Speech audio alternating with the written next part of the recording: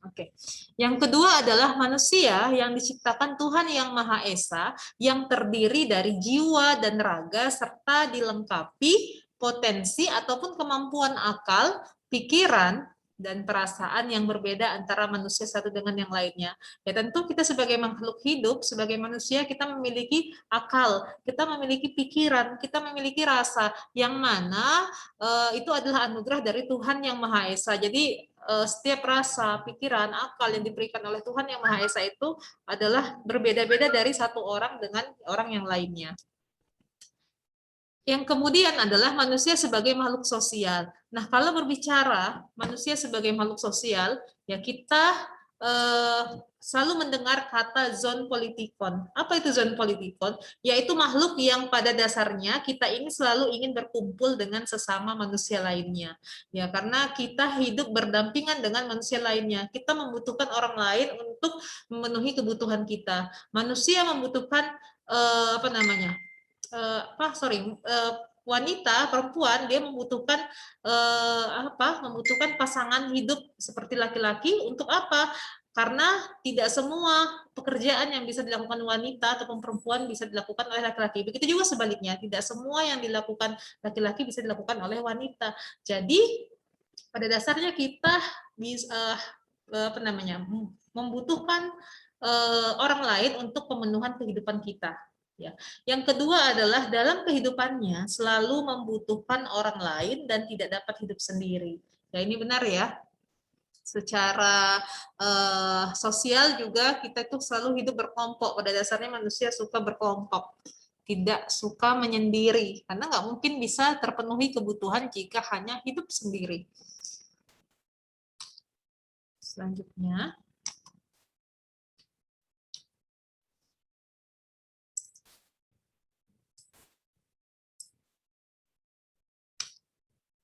Oke. Ini ada sebuah gambar ya di mana perkumpulan ya manusia ataupun sebuah masyarakat ya yang mana setiap masyarakat ataupun manusia ini perlu yang namanya diskusi kelompok ataupun cenderung ingin berkumpul dengan yang lainnya. Selanjutnya adalah pengertian bangsa. Menurut Ernest Renan dari Prancis, bangsa adalah sekelompok manusia yang berada dalam suatu ikatan batin yang dipersatukan karena memiliki persamaan sejarah dan cita-cita yang sama. Nah, dalam Kamus Besar Bahasa Indonesia, bangsa menurut hukum rakyat ataupun orang-orang yang berada di dalam suatu masyarakat hukum yang terorganisir dan berdaulat. Ya, artinya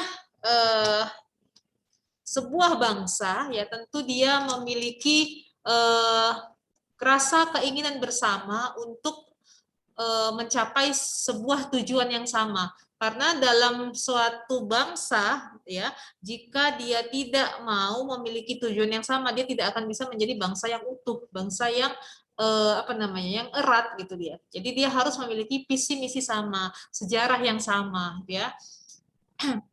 Nah, bangsa adalah sekelompok manusia ataupun orang yang memiliki apa saja ya. Yang pertama dia harus memiliki cita-cita bersama yang mengikat dan menjadi satu kesatuan ya. Yang kedua adalah perasaan senasib dan sepenanggungan. Maksudnya bagaimana perasaan senasib dan sepenanggungan ini? Yaitu adalah mereka merasa bahwa mereka adalah satu bangsa yang sama yang dijajah oleh bangsa yang sama ya.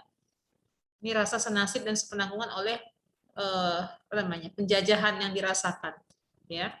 Yang ketiga adalah karakter yang sama ya. Yang keempat adat istiadat ataupun budaya yang sama. Yang kelima satu kesatuan wilayah, dan terakhir adalah terorganisir dalam suatu wilayah hukum yang sama.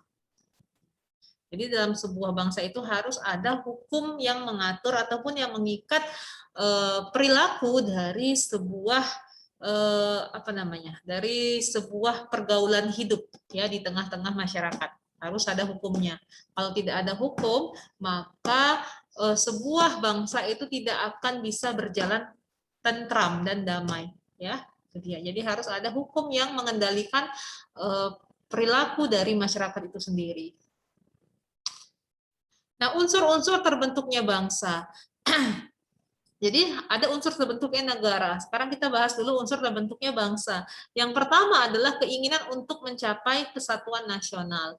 Ya, jadi ingin mencapai sebuah kemerdekaan nasional.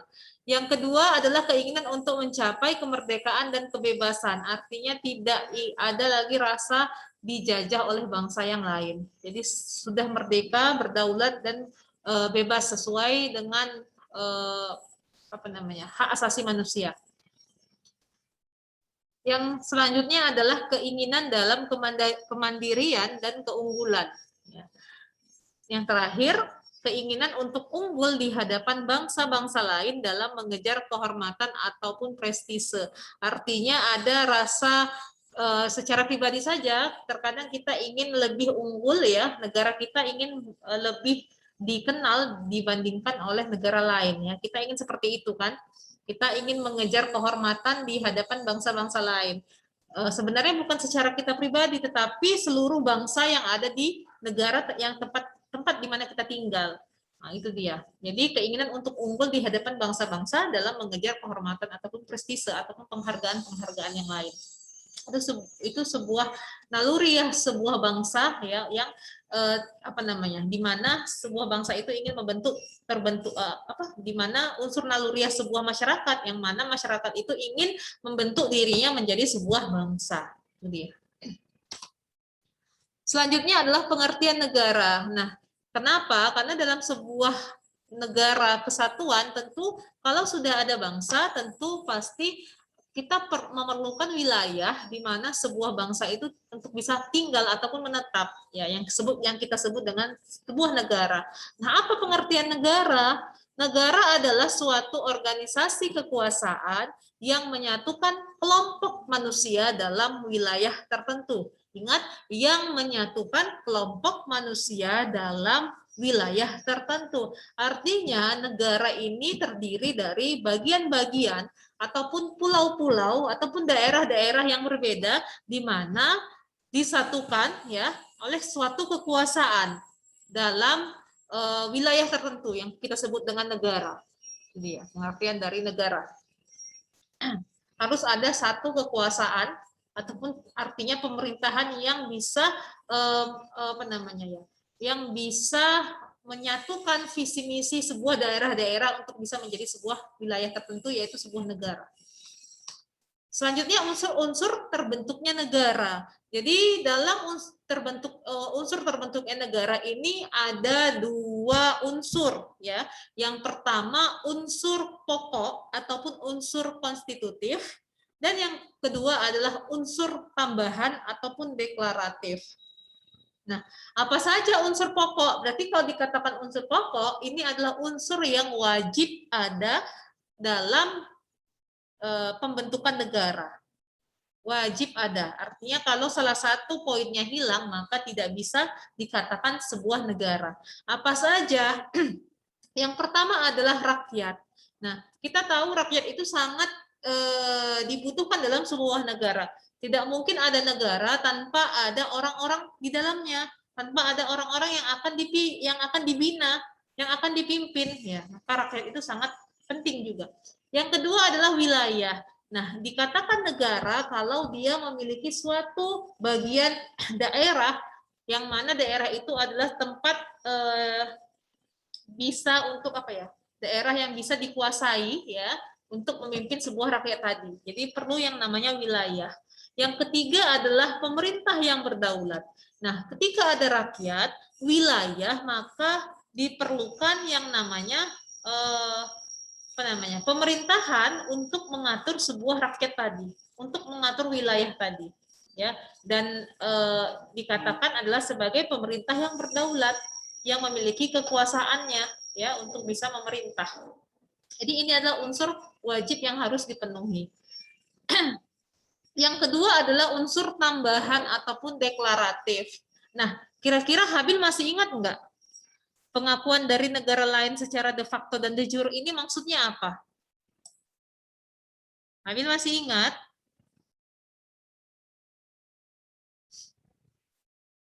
Habil? Naomi.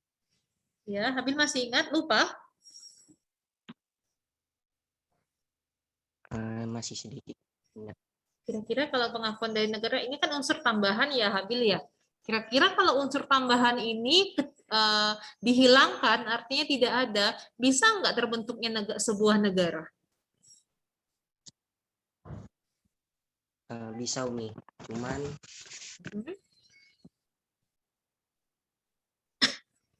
Benar, bisa. Alasannya? tidak mendapat pengakuan dari negara lain. Ya, tidak mendapat pengakuan dari negara lain. Terus dampak dari tidak adanya pengakuan dari negara lain apa kira-kira?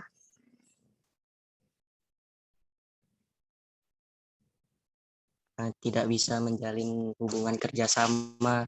Iya. Iya, benar-benar benar sekali Habib. Jadi tidak bisa menjalankan hubungan kerjasama yang baik dengan negara lain. Karena kepercayaan negara adalah ketika sebuah negara itu tampak apa ya, tampak di dunia internasional. Ya, ketika tidak ada itu maka kepercayaan negara lain untuk menjalin hubungan kerjasama dengan kita itu sangat bisa diragukan seperti itu dia ya. Ya, jadi sedikit saya ulangi ya. Untuk pengakuan dari negara lain ini adalah unsur tambahan terbentuknya negara, yaitu dia dua, secara de facto dan de jure. De facto artinya secara faktanya ada negara itu di lapangan ya, ada bagiannya, ada wilayahnya, dan secara de jure itu adalah hukum. Ya, biasanya kalau berdasarkan hukum ini adalah hukum secara hukum internasional ya, karena kita sebuah negara ini tunduknya terhadap hukum internasional ya, bukan hukum nasional. Nah, hukum nasional itu bisa dipakai untuk negara masing-masing. Ya, jadi secara de facto itu adalah faktanya di lapangan ada wilayahnya, ada negaranya, tanggal berapa merdekanya, misalnya seperti itu. Secara hukumnya tanggal berapa diakui juga gitu kan kebebasan negaranya dari merdeka negaranya. Karena kita Indonesia juga pernah apa namanya? Diakui secara de facto-nya saja, de jure-nya belum. Bahkan kalau kita lihat sejarah ya, kalau belajar sejarah lagi mungkin sama Bu Nisa, kita pernah diakui oleh bangsa Belanda itu bukan merdeka di tanggal 17 Agustus. Ya. Tapi setelah itu gitu katanya. 18 Agustus. Karena apa? Karena perebutan apa namanya? Kalau lihat sejarahnya karena ada perang ya antara blok sekutu dan blok barat gitu ya, yang apa namanya, di situ kita kan ngambil kesempatan untuk memproklamasikan Pak Soekarno memproklamasikan kemerdekaan kita. Belanda mengaku itu apa namanya, di tanggal segitu itu kita belum merdeka. Nah itu saya sedikit saja cerita tentang sejarah ya. Jadi ini sangat penting walaupun bukan syarat pokok ya, walaupun bukan syarat pokok. Tapi alhamdulillah tercatat ya di internasional bahwa Indonesia itu memiliki kedua unsur ini, unsur pokok dan unsur tambahan. Karena banyak seperti negara Palestina yang belum diakui secara de facto dan de jure-nya. Oke, kita lanjut. Nah, apa salah masing-masing poin akan kita jelaskan, yaitu rakyat. Apa itu rakyat? Rakyat adalah semua orang yang berada dan berdiam dalam wilayah negara tertentu, ya. Nah, yaitu terdiri atas penduduk dan bukan penduduk, warga negara dan bukan warga negara. Nah, apa itu penduduk dan bukan penduduk? Penduduk dan bukan penduduk artinya orang yang, kalau penduduk kan berarti dia mendiami sebuah wilayah tertentu, yaitu mendiami negara kita dalam jangka waktu yang lama.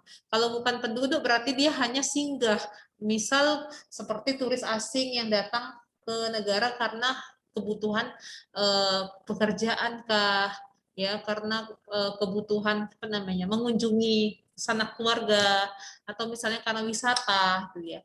Nah, kalau warga negara dan bukan warga negara, berarti kalau warga negara dia pasti apa namanya? Dia pasti harus tunduk ya terhadap aturan-aturan dalam sebuah negara kita, termasuk hukumnya. Dia punya hak dan kewajiban juga, itu kalau warga negara ya. Jadi sebuah rakyat terdiri atas warga negara dan bukan warga negara.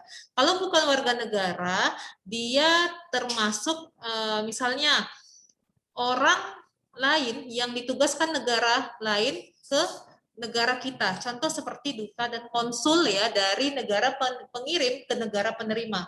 Misalnya Indonesia sebagai negara penerima, sementara Amerika sebagai negara pengirim. Ya. Dikirimlah duta dan konsul ya dari Amerika ke Indonesia.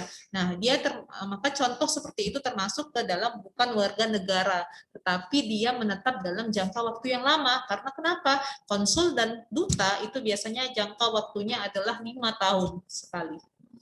Ya, termasuk jangka waktu yang lama.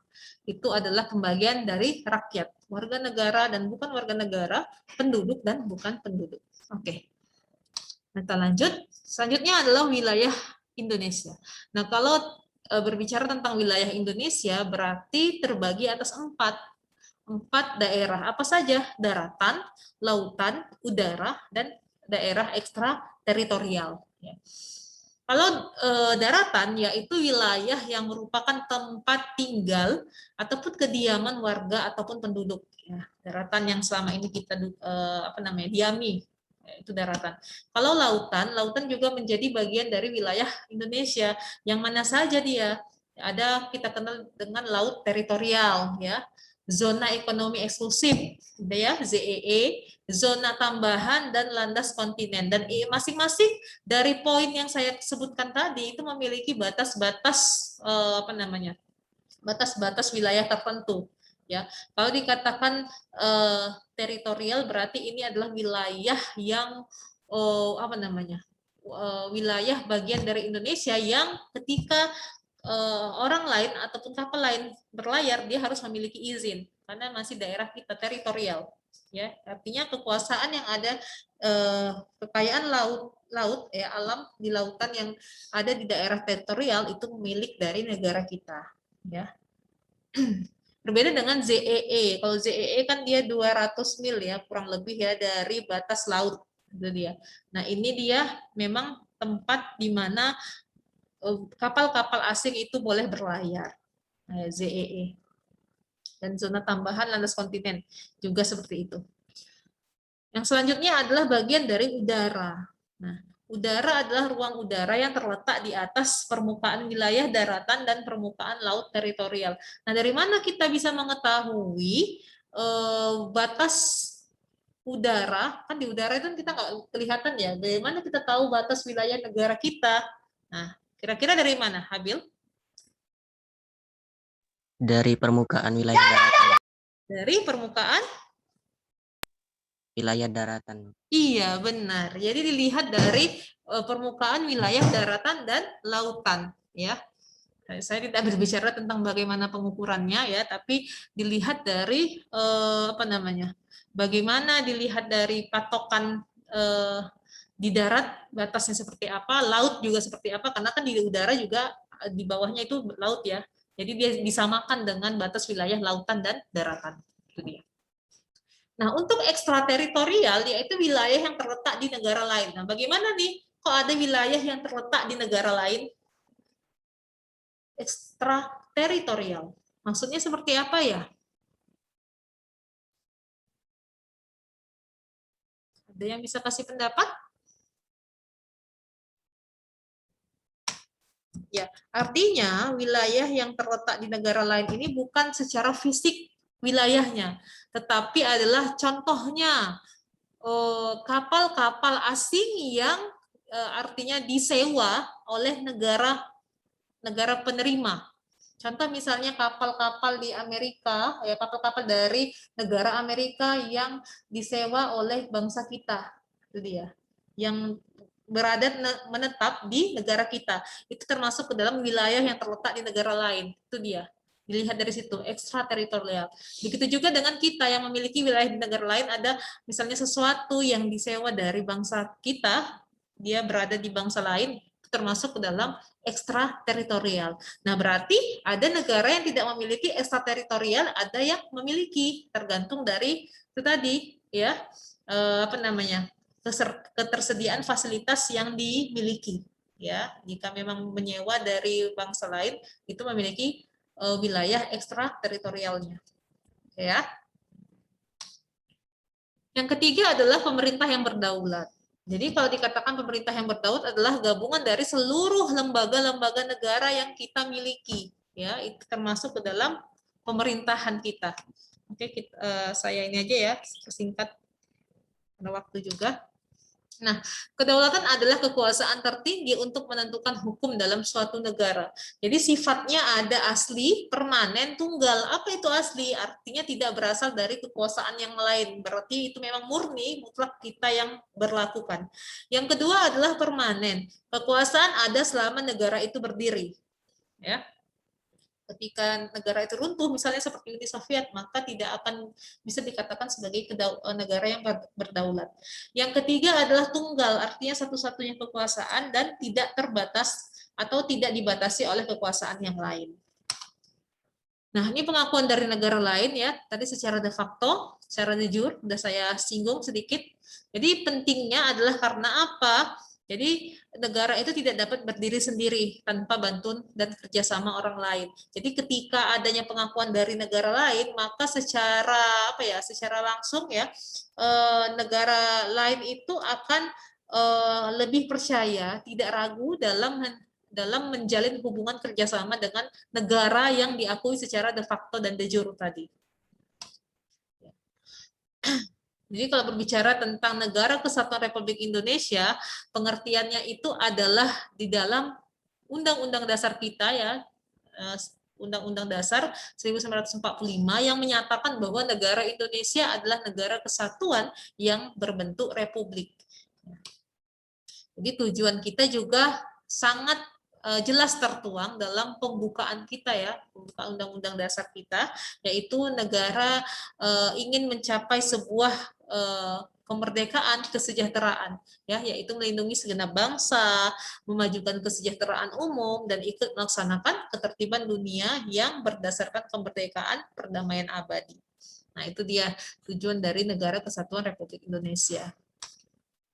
Fungsinya ada berapa? Fungsi dari negara yang ada 4, yaitu melaksanakan penertiban, mengusahakan kesejahteraan, kemakmuran rakyat, mempertahankan pertahanan kita ya, dan serta menegakkan keadilan ya.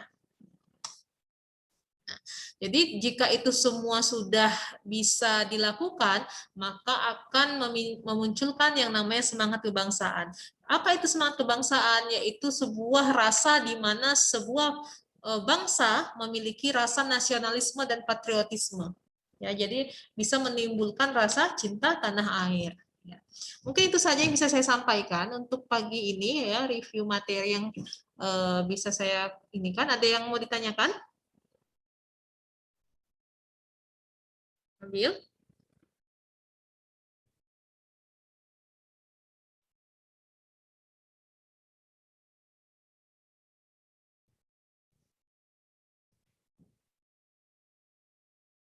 Nggak ada ya? Oke, kalau tidak ada, terima kasih untuk pertemuan kita pada pagi hari ini. Ya, mudah-mudahan apa yang saya sampaikan bisa mengingatkan kembali kalian ya untuk materi-materi yang sudah lama ya di pertemuan-pertemuan awal, dan jangan lupa nanti untuk bisa mengerjakan kuisnya di psikologi. Oke ya, terima kasih. Saya akhiri dengan alhamdulillahirabbil alamin. Assalamualaikum warahmatullahi wabarakatuh. Waalaikumsalam warahmatullahi wabarakatuh. Terima kasih.